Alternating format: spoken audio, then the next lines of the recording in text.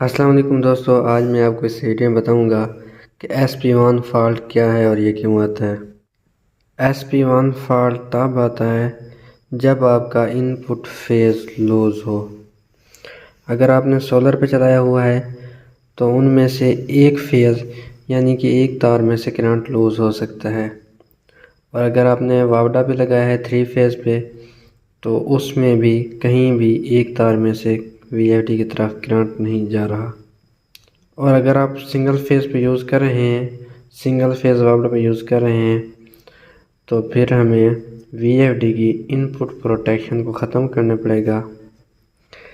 Input protection ख़त्म करने का तरीकाकार ये है कि आप सबसे पहले PRG प्रोग्राम का बटन प्रेस करेंगे, आपके सामने P0 आ जाएगा।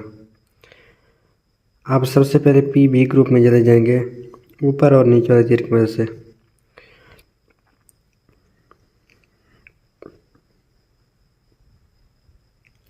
PB पे अब डेटा एंटर करें, PB/00। PB/00 ये होता है इनपुट प्रोटेक्शन। PB.01 ये होता है आउटपुट प्रोटेक्शन। तो हमने इनपुट प्रोटेक्शन ख़त्म करनी है, इसलिए हम P0/00 में डेटा एंटर करेंगे।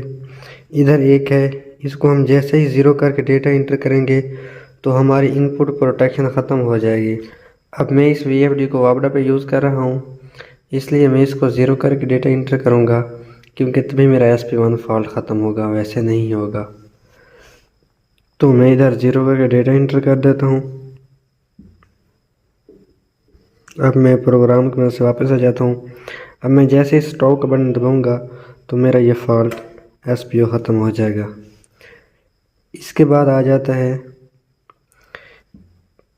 PB01। PB01 ये होता है आउटपुट प्रोटेक्शन के लिए। अगर आपको वीडियो पसंद आए तो इसे लाइक करें, शेयर करें, चैनल को सब्सक्राइब करें। Thank you.